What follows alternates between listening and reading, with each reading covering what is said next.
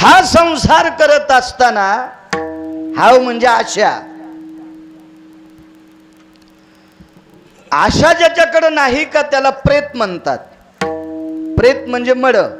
मड्याला कळत नाही बशिलय का झोपिलय, गरम पाण्यानं आंघोळ घालायलेत का थंड पाण्यानं, तांब्यानं घालायलेत का गाडग्यानं, चुलीवरलं पाणी एका बाहेरच्या गौऱ्यावर टेकलेलंय, काही नाही, मळ्यात नेऊन फुकलंय का मशानात फुकलंय का छतावर फुकलंय, कशात कोणते लाकडं आहेत काही कळत नाही, त्याला प्रेत म्हणतात.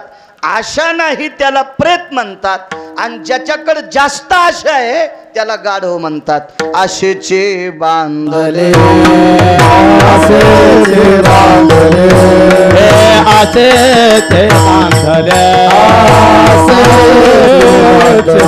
तुका मने वाया गेले तुका मने वाया गेले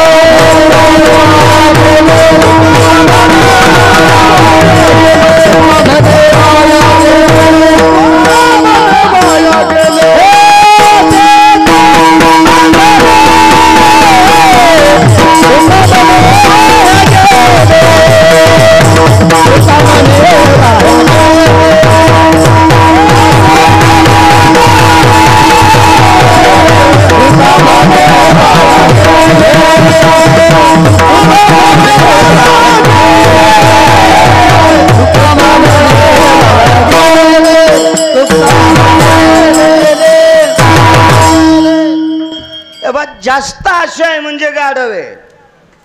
तुका म्हणे वाया गेले, दोन्ही वाक्य आहेत. आणि आशा नाही त्याला मळ म्हणले, आणि ज्याच्याकडे आशा जास्त आहे त्याला गाढव आहे म्हणले. मग आशा किती असावा? पाके लवण मिश्रितम तताम्रसने चविभयो तथा लवणम विशुद्ध कालेषु रसनाम च विनाशायाम. स्वयंपाकामध्ये मीठ घातल्याच्या नंतर तो स्वयंपाक जिभेला बरा वाटावा इतकंच मीठ असावा.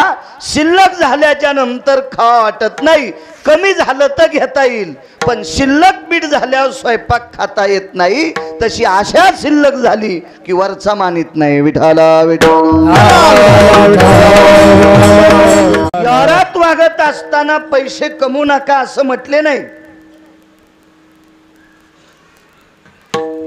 रावणाच्या श्रीमंतीत कधीच तुकोबारायांनी वाईट शब्द वापरला नाही. कधीच नाही, कधीच नाही, कधीच नाही. रावणाला 18 संतांनी फक्त आचरणाच्या बाबतीत दगड हाणले. श्रीमंतीच्या संपत्तीच्या बाबतीत रावणाला कुठल्याही संतांनी शिव्या दिल्या नाही. आतापर्यंत माझ्या वाचनात कुठं आली नाही. पण आचरणाच्या बाबतीत मात्र रावणाला टोले मारले. संपत्ती कमवत असताना आपल्याकडे ऊसाची शेती असेल, काढा किती किती किती आवरेज काढा. वाटेल ते प्रयत्न करून, कापूस असेल, तूर असेल, सोयाबीन असेल, काय एखाद्याचा व्यापार असेल ज्याच्या त्याच्या परीनं. पण दुसऱ्याची मानगूट मोडून कमवणं याला आसुरी संपत्ती म्हणतात. म्हणून संसारात वाया हा संसार करीशी हव भरी. हाव करत असताना कधी कधी लक्षात ठेव आपण चुकीचं काम करत आहोत का. मर गिरगावकर मर 3-3 कीर्तन कर.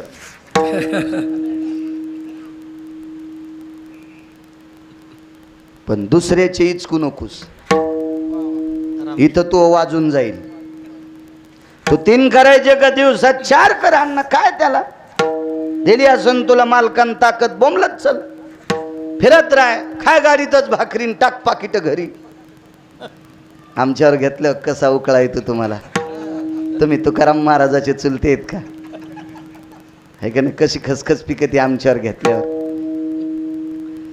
दुसऱ्याचं इचकायचं नाही, काय गरज नाही तुला, काय घेणे दुसऱ्याहून. अतृप्त आत्मे असतात माणसं. आपल्याला 150 क्विंटल सोयाबीन झाली ना, शेजाऱ्याला 20 क्विंटल सोयाबीन झाली. एक जणांनी विचारलं किती झाली सोयाबीन? 150. चेहरा काऊन पडला? काय नाही म्हणले, मला 140च व्हायला पाहिजे होती, पण त्याला 20 क्विंटल काऊन झाली. पायी अवलाद. हे संसारात विशुद्ध घुगडं म्हणायचं. विशुद्ध नाना प्रकारच्या व्यात हवेने मेले. हे हाव करू नकोस. काळाची तो फेरी निकट आली.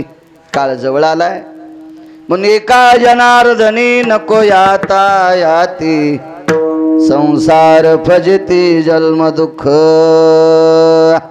याच्यात तू चांगली कामं कर आणि कालांतरानं या संसाराचं फळ दुःखाचे आहे. फलकट तो संसार फलकट तो संसार फलकट तो संसार फलकट तो संसार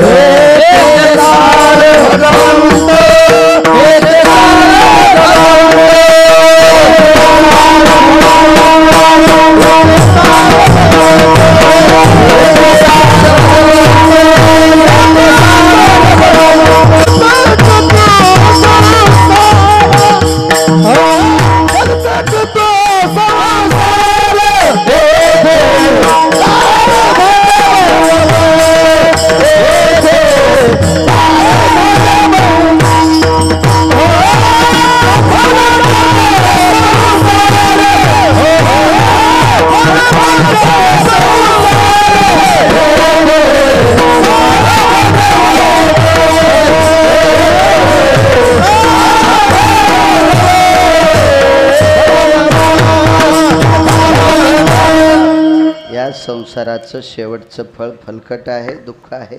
दुःख बांधवडी आया संसार. आणि म्हणून तू भजन कर. हा साधा सोबा सरळ अभंगाचा अर्थ मोठ्या श्रद्धेने मोठ्या अट्टहासाने आजचा हा उदक शांतिविधी वैकुंठवासी सत्यलोकवासी गोलोकवासी कैलासवासी रामभाऊ माधवराव भोसले हे विश्वाच्या मालकाच्या इहलोकातली यात्रा संपून परलोकाच्या ठिकाणी ती पोचली. संदेशाला मालकाचा त्या निरोपाला मान्यता दिली आणि त्यांनी रामभाऊनी इहलोकातली यात्रा सोडली. त्यांच्या ह्या उदक शांती प्रित्यर्थ आजच्या कार्यक्रमाचं आयोजन ज्यांनी केलं विष्णू रामभाऊ भोसले, गजानन रामभाऊ भोसले हेच त्यांचे सुपुत्र आहेत. ज्या वडिलांनी आपल्याला लहानाचं मोठं केलं, कर्तव्याची निष्ठेची गोड अशा प्रकारची झालर आपल्या सभोवती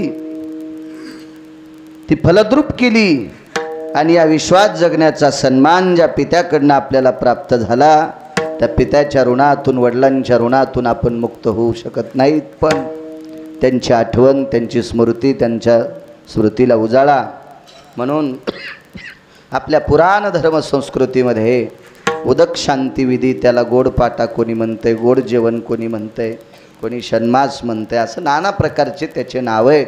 पण शास्त्रामध्ये त्याला उदक शांतिविधी असं म्हणतात. आणि या कार्यक्रमानिमित्त माझ्यासारख्या सर्वसामान्य अज्ञानी व्यक्तीला या ठिकाणी कीर्तन करण्याची संधी मिळते. माझं महत्भाग्य. तारखेच्या संदर्भात चे बोबडे महाराज, रुद्र महाराज, महारुद्र महाराज बोबडे तथा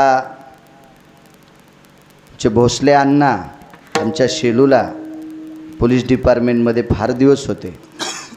अण्णा 4-5 वर्ष होते त्यावेळेला आमच्या घरापासून 2दा संध्याकाळचा राऊंड असायचा. ते ड्युटीवर नसले तरी ते दुसऱ्या कॉन्स्टेबलला सांगायचे आणि 2 वेळेला घरापासून राऊंड असायचा. बऱ्याच दिवस आमच्या शेलूला अण्णांचं वास्तव्य झालं. तारखेच्या संदर्भात सतत संपर्क करत होते. गोड अण्णा तुम्हालाही धन्यवाद. इथे आलेली पंचकृषीतील सर्व श्रोते जनार्दन चे मारुतराव अण्णा असतील आदी करून बरीच परिचित व्यक्ती आहेत. सर्वांचे नाव पाठ नाहीत. या परिसरात कीर्तन असल्याच्या नंतर बरेच इथं बसलेली माणसं शक्यतो कार्यक्रमाला हजर असतात. अशा सर्व श्रोते जनार्दनांच्या चरणी गिरगावकराचा साष्टांग प्रणिपात. मृदंग महामेरू कमी वयामध्ये महाराष्ट्राच्या मातीमध्ये ज्यांनी फार मोठं आपलं नाव उंचवलं, या परिसराचं नाव आपल्या परभणी जिल्ह्याचं मोठं केलं, असं मृदंग क्षेत्रातलं रत्न आमचे कृष्णा महाराज आहेत. महाराजांनाही प्रणाम. गायन क्षेत्रामध्ये बुलंद तोफ असणारी आदरणीय आमचे सोपान काका बोबडे आहेत.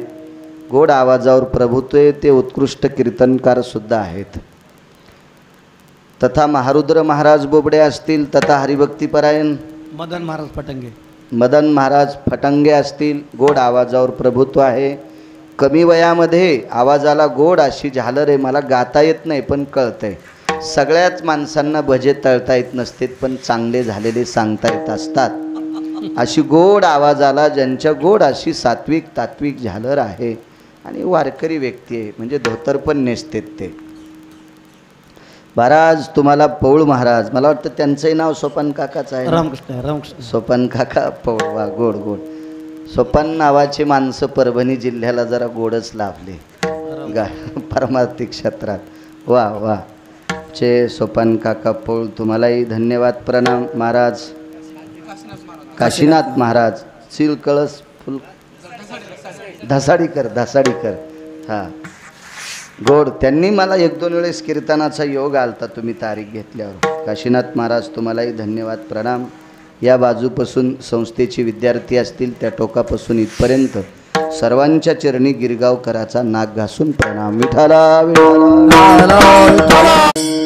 काळ हा आत्तापर्यंत मी मगाशी बोलून गेलो, 7 लोक सोडून दिले तर एकालाही काळानं सोडलेलं नाही. तुकोबारायांनी सांगितलं, काळा मला खबरदार, माझ्याकडे येशील तर पाय. पण यम म्हणला, मालक मी तुमच्याकडे येत नाही, तुमच्या मनानच तुम्ही इथं थांबू नका. तुमच्या मनानच, पण तुम्ही इथं थांबू नका. तुकोबाराय म्हणले, पण तू येऊ नकोस मला न्यायला, माझं मी बघल. नाही, तुम्ही तुमचं बघा, पण इथं थांबू नका. नाही थांबता आलं, जावंच लागलं तुकोबारायांना सुद्धा. नाहीतर ही सामान्य लोक नव्हती ना. जगा काळ खाय आम्ही माथा दिला पाय, त्या काळाच्या डोक्यावर पाय देणारी माणसं होती. काळ गुलाम सलाम करी, तुकया घरी राबतसे. तुकोबारायच्या घरी भांडे घासणारा काळ, धुणं धुणारा काळ, सडा टाकणारा काळ, वाटेल ती पडेल राबणे म्हणजे वाटेल ते पडलेली कामं करणारा काळ. हा काळ कुणालाही भेट नाही, न्यावं लागते. एक तुम्हाला प्रसंग सांगतो त्रेतायुगातला. एक नळ नावाची व्यक्ती आहे. खरं तर हा नळ नावाचा व्यक्ती म्हणजे योनीनं पशु आहे. मारुतीरायाच्या बाबतीत विचार केला तर मारुतीराय सुद्धा योनीनं पशु आहेत, हे मी म्हणावं नाही. येऊनी जन्मला मरकट, येऊनी जन्मला मरकट, तो वैष्णवा माझी अति श्रेष्ठ. हनुमंत मनावया कनिष्ठ, ऐसा पापिष्ट कोण आहे. देहूतल्या मालकांचं वाक्य, आपलं पैठण मधल्या मालकांचं वाक्य. शांती ब्रह्म एकनाथ महाराज सांगतात, तो येऊनीनं पशु आहे, पण वैष्णवा माझी अतिश्रेष्ठ. आळंदीतल्या मालकाने वानर शब्द वापरला, ध्वजस्तंभावरी वानरू. असू द्या वानराची योनी, असू द्या पशुची योनी, पण वैष्णवा माझी अतिश्रेष्ठ. धर्मानां पवित्रयो धर्म संन्यासो पवित्रा, रक्तांबरांबरो काया कामां दग्ध सकला स्थितो. वैशानरो दग्धान पुनितो, यत धर्मां संन्यासो पवित्रयो. ज्यानं वासनेला कामाला विस्तू लावला, असा 19 संन्याशापैकी प्रभावशाली संन्यासी, त्या संन्याशाला तुकोबारायांनी वंदन करावं. शरण शरणाजी हनुमंता, शरण शरणाजी हनुमंता, शरण शरणाजी हनुमंता, शरण शरणाजी हनुमंता. तुम्हा आलो रामदूता, तुम्हा आलो रामदूता, तुम्हा आलो रामदूता, तुम्हा आलो रामदूता, तुम्हा आलो रामदूता.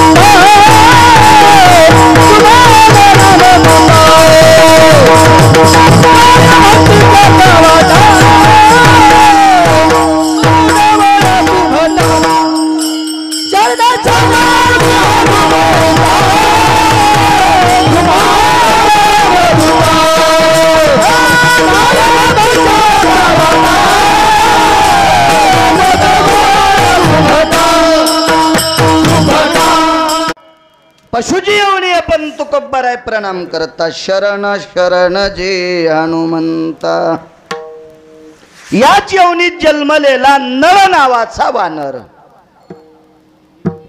येऊन या काळ बैसला शिवसा सांगतोय भगवान प्रभू रामचंद्र समुद्राच्या तीरावर पलीकड कसं जावं याची खंत आहे शंका आहे नळ नावाच्या वानराची कृपा झाली 18 पद्म वानर 72 कोटी रिसन 56 कोटी गोलांगुळ भगवान प्रभू रामचंद्र आणि शेषशाही लखनलालजी हे लंकेत पोचले मारला राजा रावण इंद्रजित मारला रावण मारला कुंभकर्ण मारला आणि परत निघाले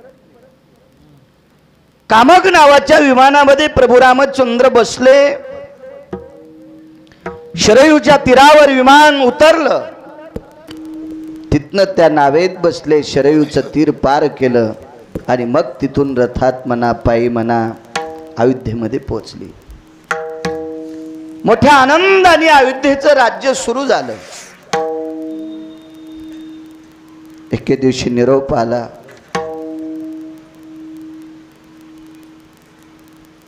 ती निरोपाची चिठ्ठी होती किष्किंधेचा राजा सुग्रीव सुमंत नावाच्या प्रधानाच्या हातात निरोपाचं पत्र सापडलं पत्राचा नियम आहे ज्याच्या नावे असेल त्यानं पत्र वाचत असतात त्यानंच वाचायचं पत्र मधल्या माणसाच्या हातात आल्यावर त्यानं पत्र फोडायचं नाही असा हा नियम आहे भगवान प्रभू रामचंद्राच्या नावाने लखोटा होता त्या पत्राचा सुमंत लगवगीने सुग्रीवानी धाडलेलं पत्र आहे दरबारात प्रवेश केला पण प्रभू दरबारात नव्हते महालात होते विचारलं प्रभू कुठे आहेत पाठीमागे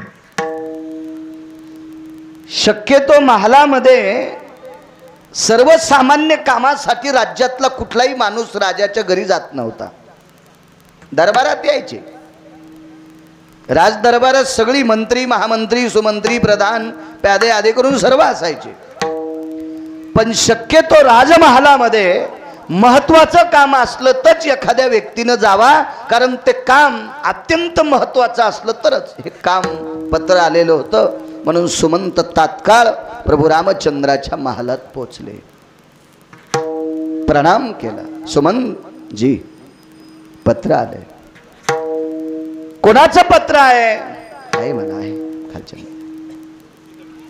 सुग्रीवानी पत्र पाठवले आवाज थोडासा गोड करा सुग्रीवानी पाठवले पत्र उघडला लखोटा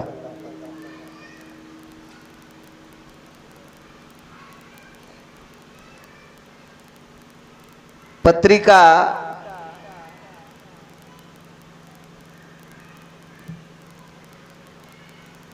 मसुदा लिहित असताना शक्यतो 10 ते 15% पत्रिका छापणाऱ्याला अजूनही कळत नाही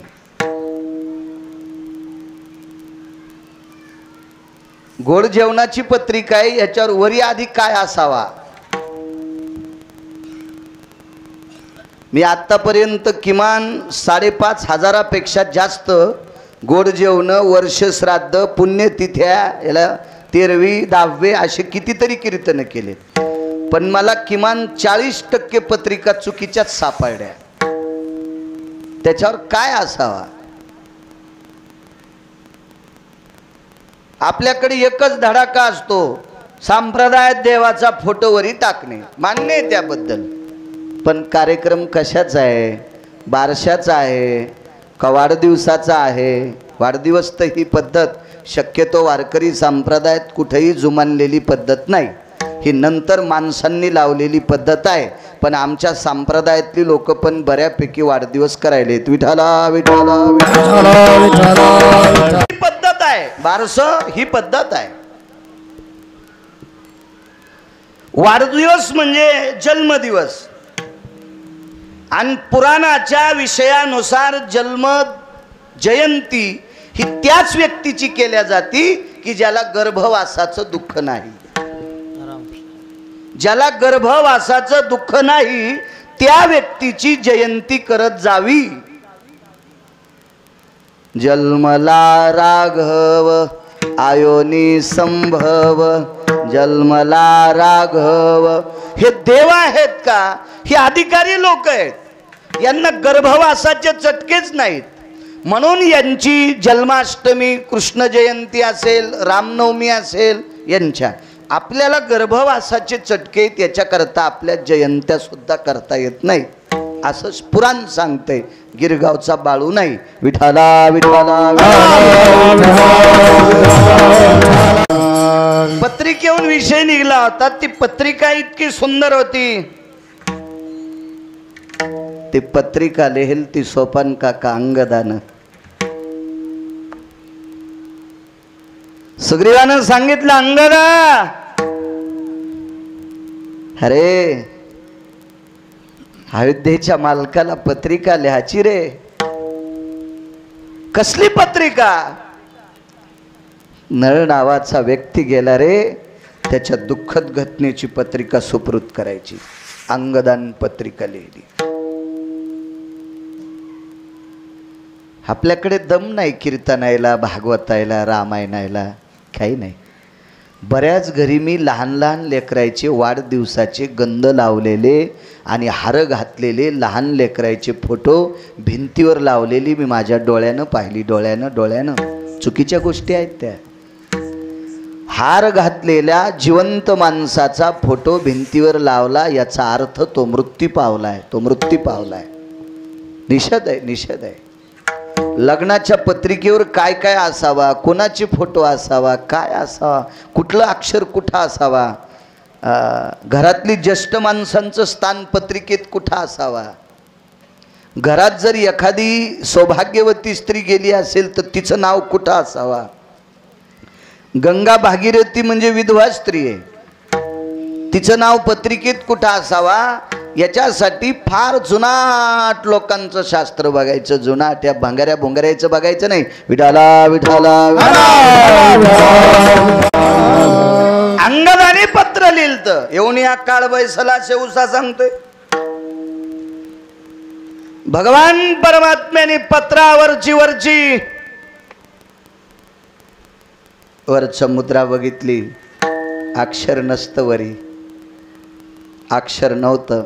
तिथं पाशाचं चित्र होतं. पाश, काळाचा पाश.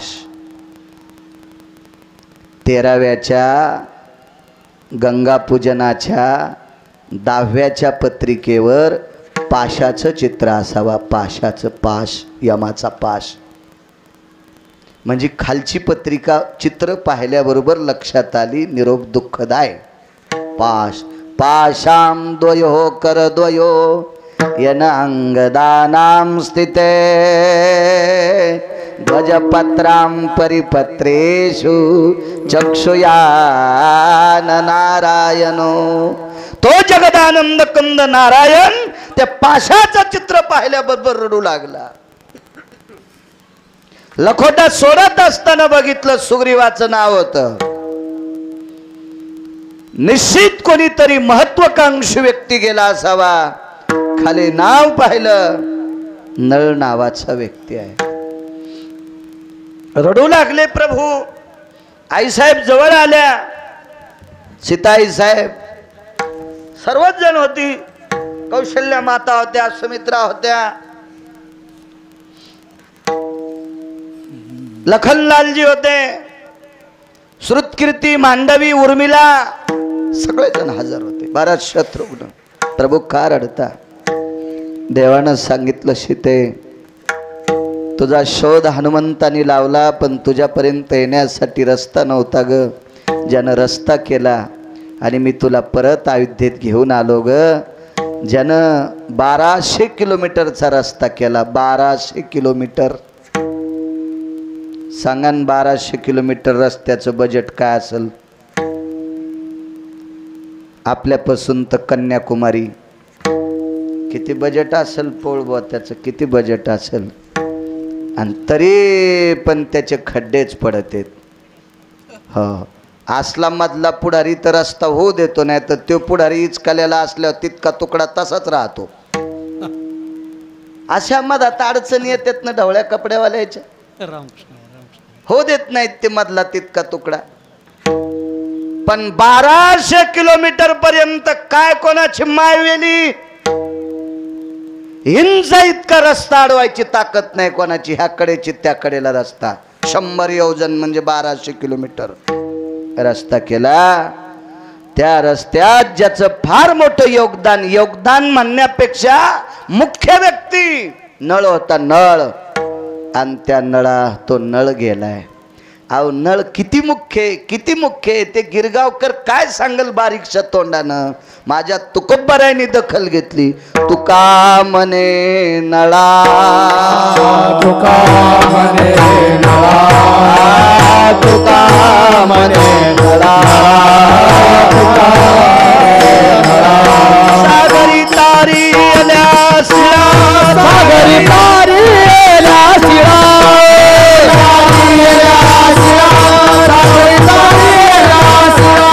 सागरी तारी आल्या शिळा, सागरी तारी आल्या शिळा. तुका म्हणे नळा, सागरी तारी आल्या शिळा, सागरी तारी आल्या शिळा, नळा सागरी तारी आल्या शिळा.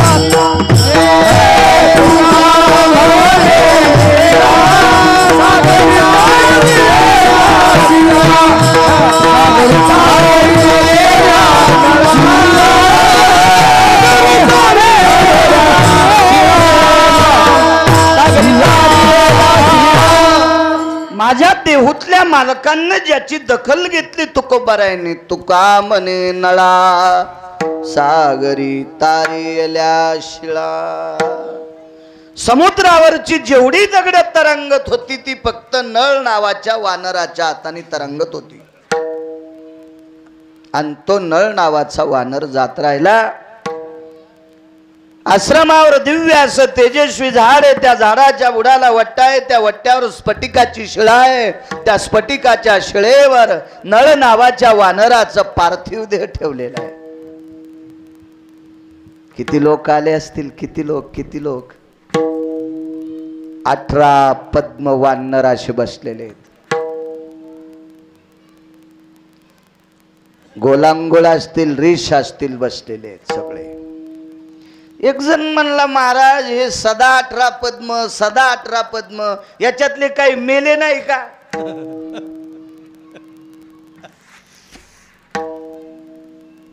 पुसाव कोणी माहितीये का? ज्याला उत्तर ऐकायची अक्कल आहे त्या हरामखोरानं. मधल्या भडव्याला विचारायची काय ताकद आहे? 18 पद्म, 18 पद्म आकडा सांगता म्हणे वानर मेले नाही का? अरे हरामखोरा, मी शाळेत होतो त्यावेळेला इतक्या कोटी लोकांचा तिरंगा झेंडा कोणाचा, इतक्या कोटी लोकाचा. आता तिरंगा झेंडा कोणाचा? 130 कोटी लोकाचा. किती लोक वाढे रे सुमळ्या. मग वानर काय वांज होते का रे हरामखोरा? रामकृष्ण रामकृष्ण. तेव्हा प्रश्न करत असताना चिकित्सक वृत्ती असली पाहिजे, भांडकुदळ वृत्ती नसली पाहिजे, विभांडक वृत्ती नसली पाहिजे. प्रश्न हा पेलवण्याची ज्याच्यात ताकद आहे त्यानं उत्तर केलं पाहिजे. मधल्या गांजऱ्या गुंजऱ्यानं नाही शहाणपणा केला पाहिजे. विडाला सगळी माणसं निरसांना अंत्यविधीला बसलेली होती.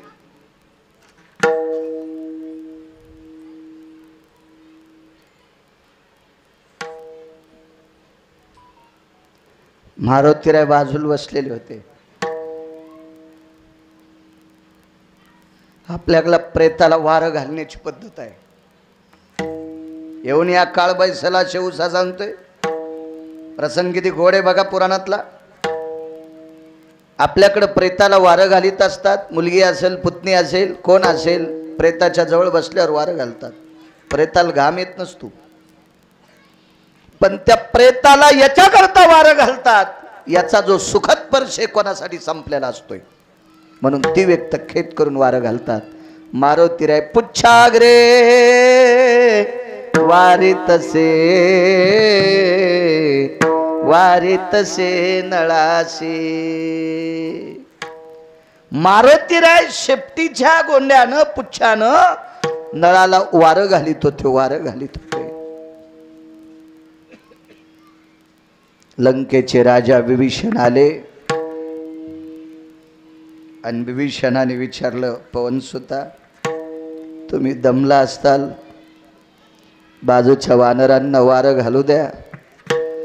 अंतःकरणाचा उमाळा फुटला आणि मारुतीराय विभीषणाचा गळा धरून रडत होते.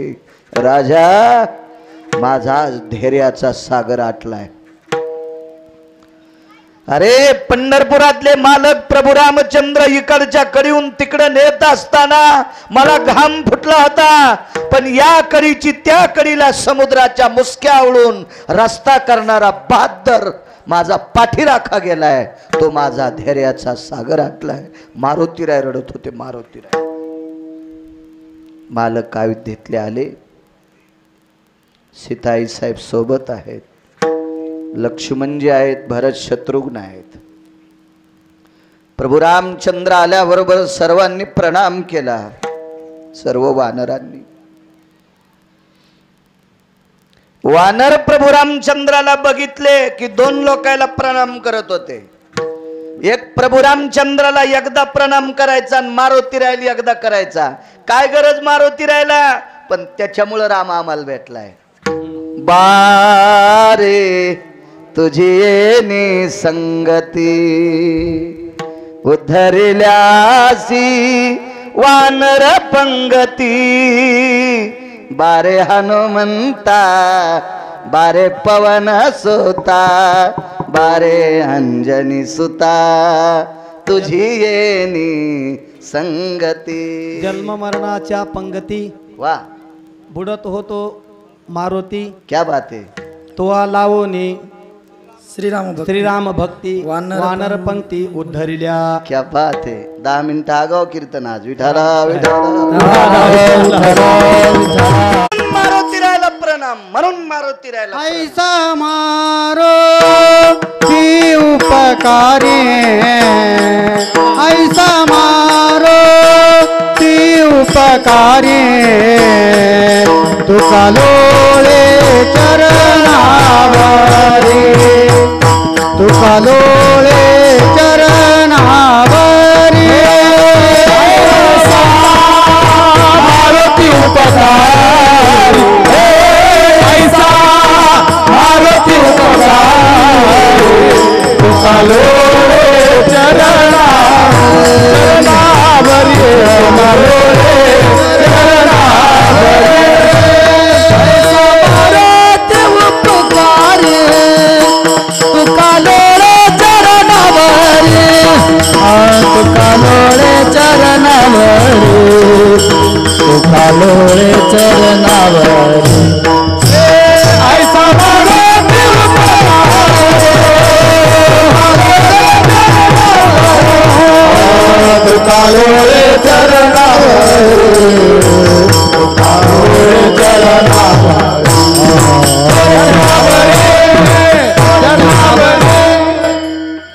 पायापाशी त्या माणसाच्या बसलं पाहिजे ज्याचे काम चांगले येतात त्याच्या पायापाशी. स्वाभिमानी माणसानं भांगाऱ्या भोंगाऱ्या हराम खोरायच्या बुटाडं उचलले नाही पाहिजे. घोगऱ्या खावा, आंबाड्या खावा, कन्या खावा, भाजीचे पिळे खावा, पण भडव्या लोकांच्या पायापाशी नाही बसावा. तुका लोळे चरणावरी. मारुतीरायांच्या काय पायात ताकद होती. अहो माणसं माणसांना परमार्थात आणू शकत नाहीत. मारुतीरायांनी पाला खाणारे वानर भजनात आणले होते. म्हणून काय भक्तीच्या त्या वाटा, मज दावाव्या सुभटा. विषयांतर नको, पुढे सरकतोय. इतका धीर पाठीराखा गेला. मारुतीरायाला प्रणाम करायचे. पंढरपुरातल्या मालकाला म्हणजे प्रभू रामचंद्राला प्रणाम केला. आता आंघोळ घालायची तयारी आहे आणि ही शेवटची आंघोळ आहे. ही आंघोळ घातल्याच्या नंतर नळाचा अंत्यविधी होणार होता. आता आंघोळीला पाणी कोणतं आणायचंय? आपल्याकडं तुमच्याकडं गंगा आहे, गोदावरी जवळ आली तुम्हाला, म्हणून सर्व 349 गंगेमध्ये पवित्र गंगेचं स्थान आहे. वाची म्हणता गंगा गंगा सकल पापे जाती भंगा. गंगेचं अनन्यसाधारण महत्त्व आहे आपल्या संस्कृतीमध्ये. आणि हीच गंगा, गंगेला ताकद का किती मोठा अधिष्ठान आहे. गंगा आणि भागीरथी म्हणजे गंगेमध्ये बऱ्याच गंगा येत असतात. चंद्रभागेला सुद्धा चंद्रभागा गंगा, इंद्रायणी गंगा, ही गोदावरी गंगा, अशा ठराविक गंगा आणि भागीरथी ह्या दोन नद्या, ह्या दोन प्रकारच्या नद्या भगवान शिवशंकरानं डोक्यावर घेतल्यात. म्हणून मालकाच्या अगोदर जाणाऱ्या स्त्रीला सौभाग्यवती म्हणत असतात आणि मालकाच्या नंतर जाणाऱ्या स्त्रीला गंगा भागीरथी नाव देत असतात. म्हणून काही हरामखोर लोक विधवा स्त्रीला नाव ठेवत असतील तर त्या भडव्याला ही चपराके विठाला विठाला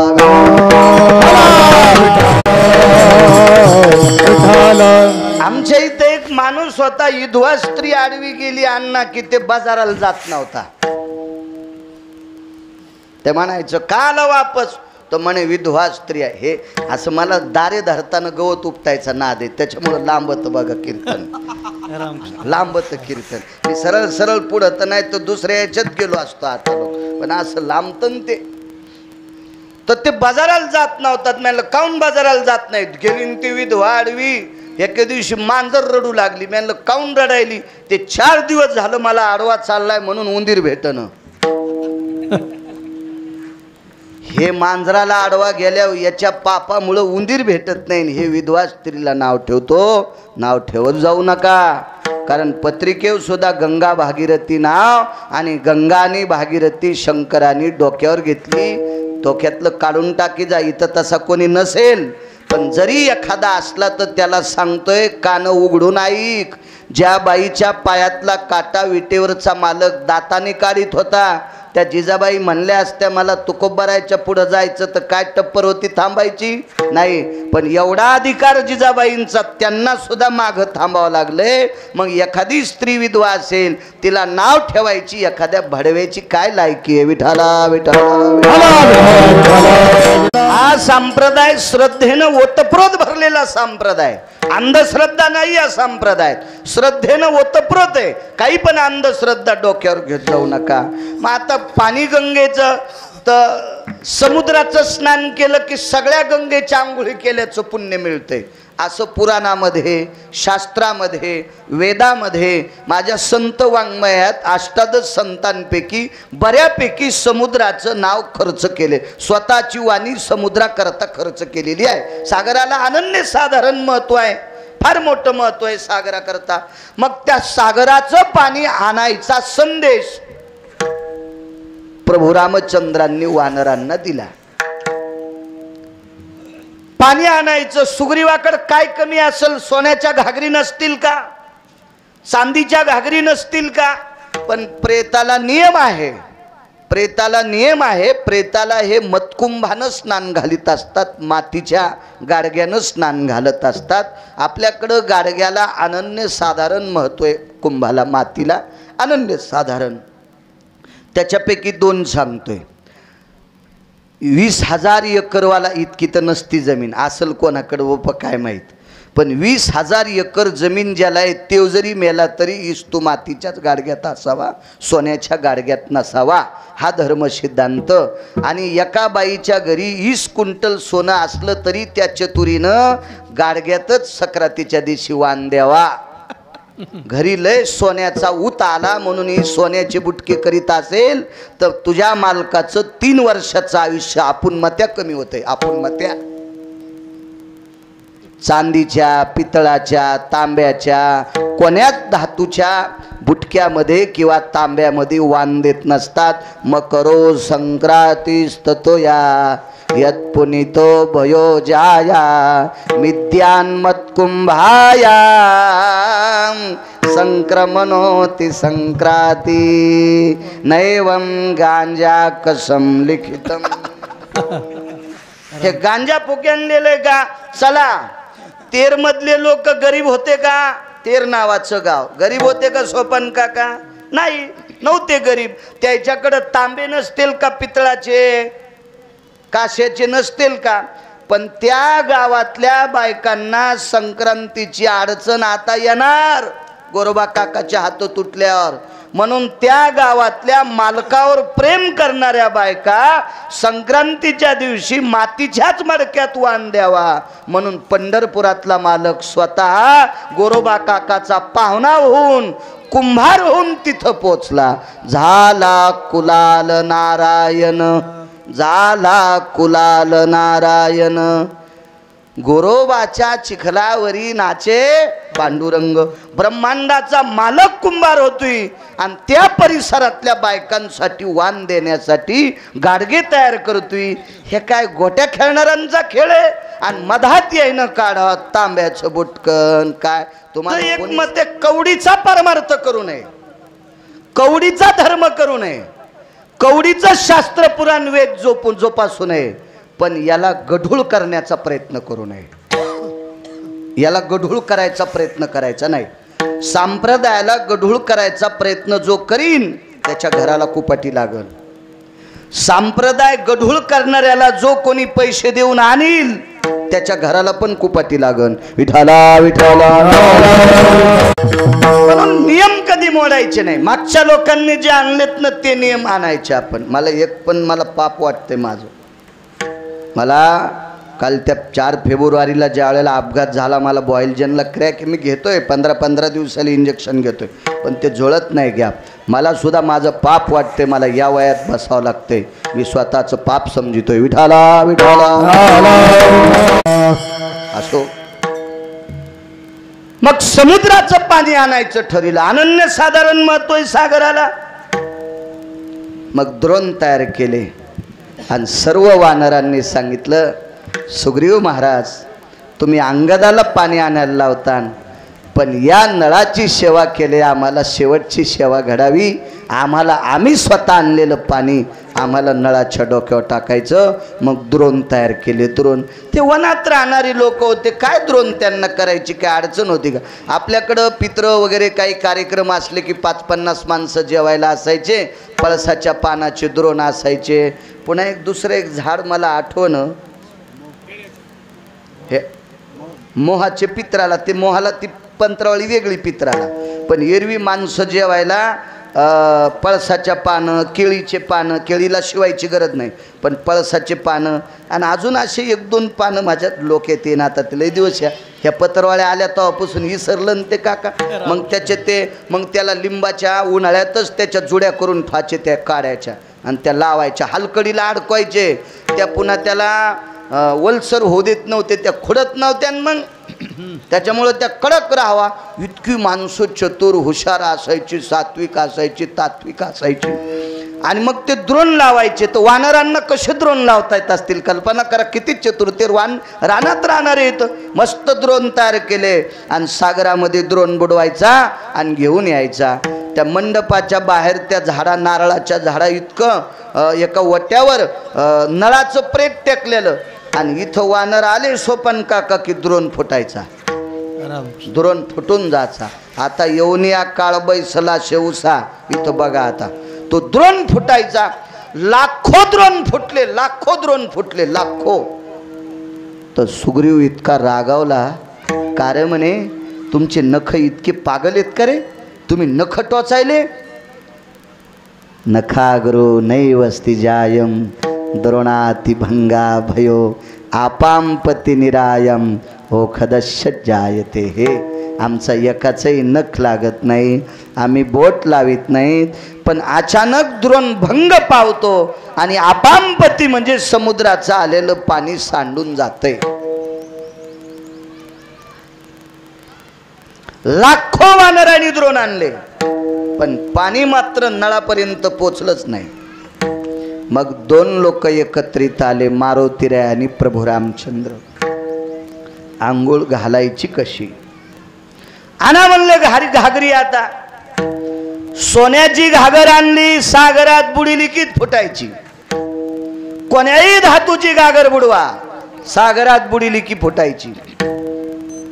मग मारुतीरायाने सांगितलं, देवा एक बोलू का, या समुद्राची आंघोळ नळ स्वीकारित नाही. नळ नावाचं वानर समुद्राच्या पाण्याला स्वीकारित नाही. सगळ्या गंगेची आंघोळ केल्याची ताकद समुद्राच्या आंघोळ केल्यावर मिळती, पण त्या सागराचं पाणी नळ नावाचं वानर स्वीकारित नाही. याचा अर्थ असा होता, समुद्राला गर्व झालता. रस्ता विचारायला नळ नावाचं वानर गेलं, आम्हाला पलीकडच्या कडेला जायचंय, तर समुद्रानं सांगितलं मी रस्ता देत नाही. म्हणून नळ नावाच्या वानराला राग आला आणि 1200 किलोमीटरचा सेतू त्याच्या मुसक्या आवळून बांधला. नळाच्या असं मनात आलं, पंढरपुरातल्या मालकाला रस्ता देताना याला गर्व झालता, पंढरपुरातल्या मालकाला रस्ता देताना ह्या समुद्राला गर्व झालता, तर त्या मालकाचं नाव घेऊन माझ्या हातानं दगड तरंगतेत, मी तरी गर्विष्ठ समुद्रातल्या पाण्यानं आंघोळ कशाला करू, असं वानरानं मनात आणला असावा. म्हणून घागरी द्रोणे फुटत होते. असा पुरावा वैकुंठवासी माधव महाराज मगर सांगायचे. विठाला विठाला. या महाराष्ट्राच्या मातीला लाभलेला पुराणातला बादशाह राजा, पुराणातला शिखामणी वैकुंठवासी माधव महाराज मगर. मग करावं काय, तर भोगावती नावाच्या गंगा दोन आहेत. एक रसातळाच्या ठिकाणी भोगावती आहे आणि एक स्वर्गाच्या ठिकाणी इंद्राच्या बाजूला अमरपुरीच्या बाजूने एक गंगा वाहते, तिला भोगावती नावाची गंगा म्हणतात. स्वर्गातल्या अमर लोकायला स्नान करण्यासाठी भोगावती नावाची गंगा आहे. या भोगावती नावाच्या गंगेमध्ये जिवंत माणसाला फक्त ठराविक लोकांना आंघोळ करता आली. त्याच्यापैकी प्रभू रामचंद्राचे पिताश्री म्हणजे राजा दशरथ होते. एकदा अर्जुन हत्ती आणायला गेले, त्यावेळेला भोगावतीमध्ये स्नान केलं. अजून असे काही ठराविक येतं, पण घरी गेल्या वाचानं सगळ्या गोळ्या एखाद्या खात जाऊ नये, घाम येत असतो माणसाला, रिॲक्शन येत असतं. मग प्रभू रामचंद्राने विचार केला, भोगावतीचं पाणी आणायचंय. भोगावतीचं तांगत म्हणे मी जातो. तर मारुतीरायानं सांगितलं, अंगदा तू रावणाच्या मुसक्या आवळायची तुझ्यात ताकद होती, पण पाणी भोगावतीचं आणायचं आणि त्या भोगावतीवर अधिकार हा इंद्राचा आहे, तुला आणू देणार नाही. ते हानी इंद्राला नाही नाही म्हणे, हे काम चुकीचं आहे, नाही नाही, त्यांचे नियम मोडायचे नाही. मग मारुतीरायानं सांगितलं, भोगावतीचं पाणी आणण्यासाठी निळाला पाठवा. नळ गेलाय, निळाला पाठवा. पाठवतो म्हणे. आणि निळ कलश घेऊन निघाला. मारुतीरायानं थांबवलं आणि मारुतीराय म्हणले, निळा रडू लागले. तुला जर इंद्रानं अडवलं तर त्याला म्हणावं, नळ नावाचा दादा गेलाय रे, आणि माझ्या नळ नावाच्या दादाला शेवटची आंघोळ घालायची, याच्याकरता पाणी पाहिजे. इतकं इंद्राला सांग. काय बुद्धिमतान वरिष्ठम, काय बुद्धी असेल माझ्या मारुतीरायाची, काय टोक असेल ते बुद्धीचं माझ्या मारुतीरायाचं, काय विवेक असेल. जा इंद्राला सांगावं माझ्या नळ नावाच्या दादाला आंघोळ घालायची. पाहिलं गुप्तचरांनी, कोणीतरी वानर पाण्यात थांबलं. ते हातवरी केले. हातवरी करणे म्हणजे नम्रतेचं लक्षण आहे. नम्रतेचं युद्धात शस्त्र संपलं की हातवरी करीत होते. कुत्र माहिती आहे ना तुम्हाला, एक कुत्र दुसऱ्या गल्लीत गेल्यावर तिथले कुत्रे जर बळकट असले तर हे कुत्र कष्टा घालीत आहे. त्यानं दोन्ही पायाच्या मधात शेपूट घातली की दुसरे कुत्रे त्याला बोच करीत नाहीत, भेल समजायचं. हातवरी केले नळाने, निळाने वरी हात केले. चाल राजाकडं. दरबारात उभं केलं, मान खाली घातली. चेहरा दुःखी होता, भाऊ गेलता. हो, दुःखी चेहरा होता, भाऊ गेला. इंद्राने विचारलं, का रे कोण? नीळ आहे. नीळ नीळ निळाचं अधिष्ठान कुठे माहिती? ब्रह्मगिरीला निळगिरी नावाचा पर्वत. हो, पाण्याचा कुंभ आणून तिथं स्पर्शित केला भोगावतीचा आणि मग खाली आणला. काय काम आहे? राजेन पाणी नेण्यासाठी आलोय. कशा करता भोगावतीचं पाणी? नियम माहीत नाहीत? माहीत आहेत मालक, पण समुद्राचं पाणी आणल्याच्या नंतर पात्र भंग पावतात. अशी शहानिशा झाली की माझ्या दादाला समुद्राच्या पाण्याची आंघोळ करायची नाही. कोण दादा? माझ्यापाशी दादा म्हणतोस? माझे दादा आहेत. काय नाव आहे? नळ. अंतिम आंघोळे. टप टप टप टप टप टप इंद्र रडा. इंद्र रडा.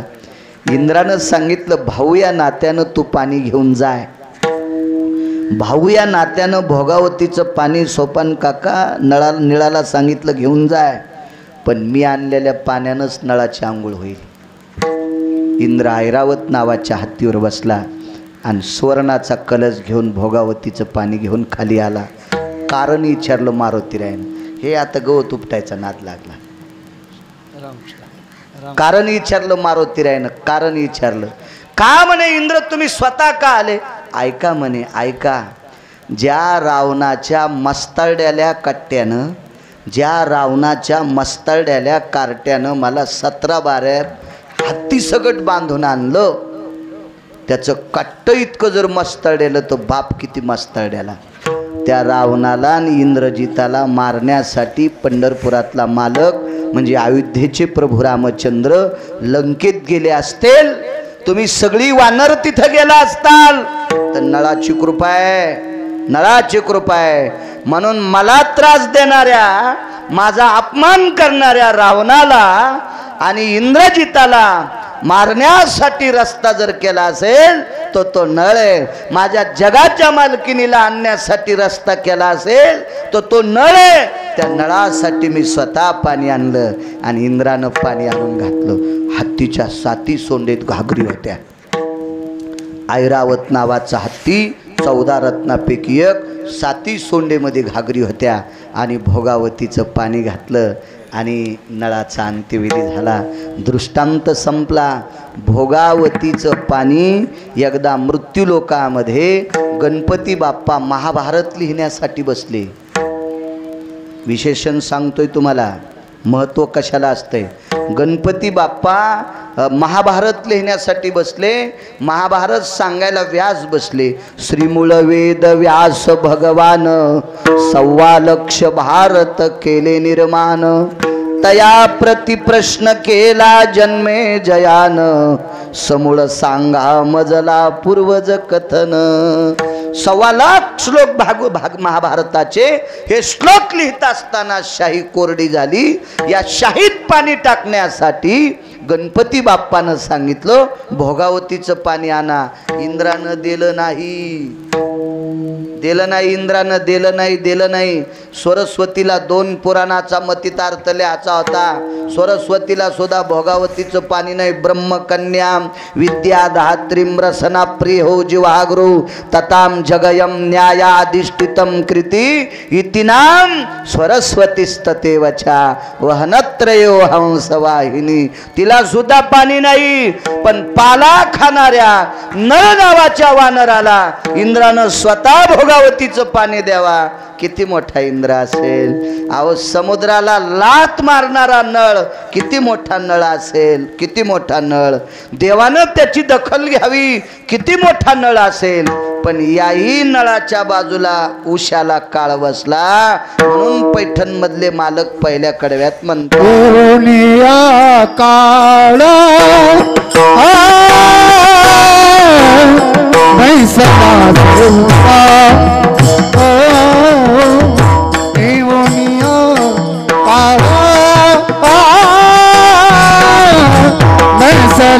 से होता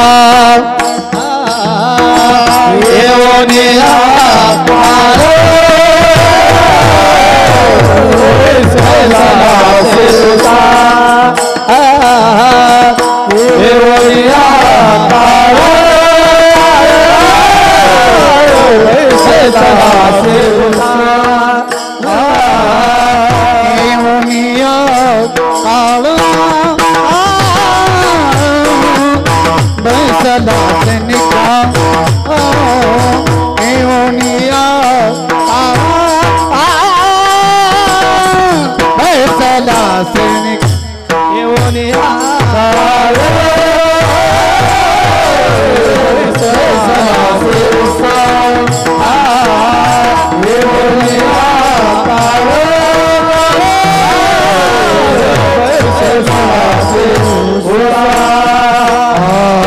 झाके तोचे कंसा झाके तोचे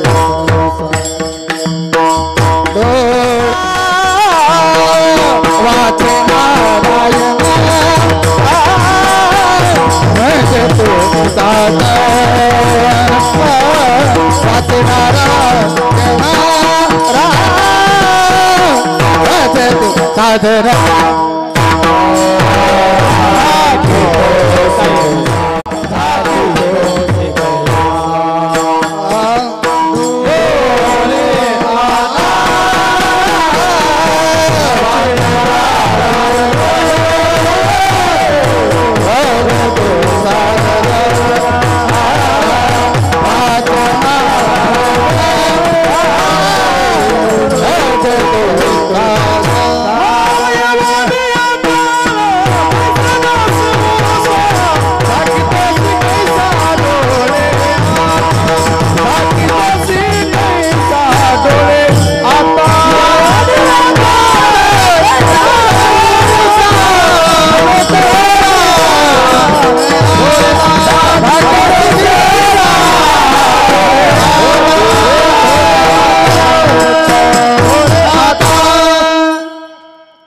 जनांनो, ज्या नळासाठी प्रत्यक्ष अमरेंद्र इंद्र 33 कोटी देवांचा राजा भोगावतीचं पाणी ऐरावताच्या मुखारिंदामध्ये सोंडेमध्ये कलशात आणतो, किती मोठा नळ असेल.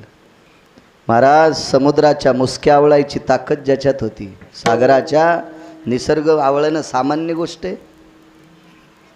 रात्रीला एका घरी कीर्तनाला गेलो तर टीव्हीवर बातम्या पाहिल्या, अमेरिकेतल्या एकाही झाडाचं पान दिसणं, नुसता बर्फच, नुसता बर्फ, नुसता बर्फ, नुसता बर्फ.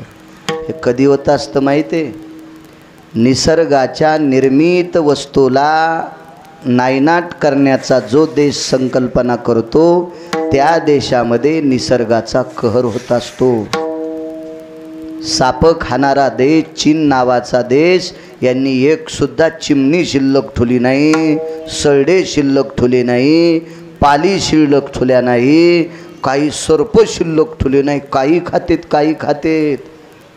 आता 20 का 22 हजार का लाख का काहीतरी कितीकानी माणसं पेटवायला सरपण नाही, पेटवायला सरपण नाही.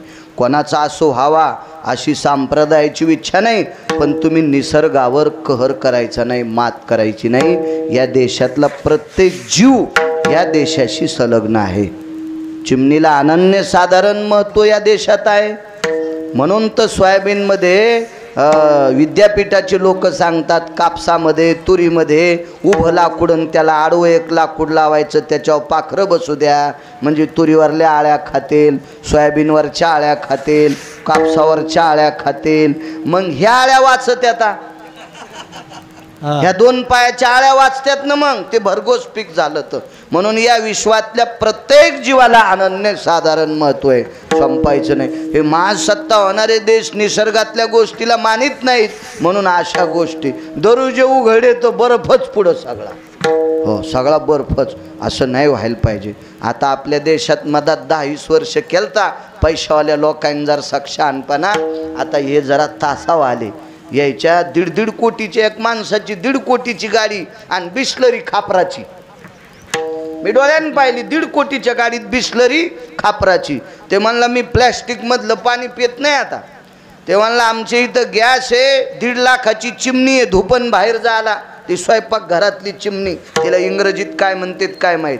स्वयंपाक घरातल्या फोडणीचं धुपन झाला, 1.5 लाखाची चिमणी आहे, पण त्या गॅसवर गाडग्यात वरण शिजिती माई बायको. ते म्हण लागला त्याला 1.5-2 कोटीचं घर आहे. म्हणजे जुन्यावर आलेत आपले लोक, मधात घसरले होते, जरसा केलता शहाणपणा, म्हणून तो कोरोना कोचला आपल्याकडे आणून. आता आले जुन्यावर. आपल्या देशातले मुसलमान पण तुळशीचे पानं पिऊ लागले. रामकृष्ण 2.5 वर्ष मुसलमान पण तुळशीच्या पानाचा कडा पिऊ लागले. त्याच्या लक्षात आलं हे जुनं सोडायचं नाही आता. म्हणून जुन्याला सांभाळायचं. निसर्ग निर्मित आहे ते सांभाळायचं. आपल्यावर आघात येणार नाही. मला कळतंय.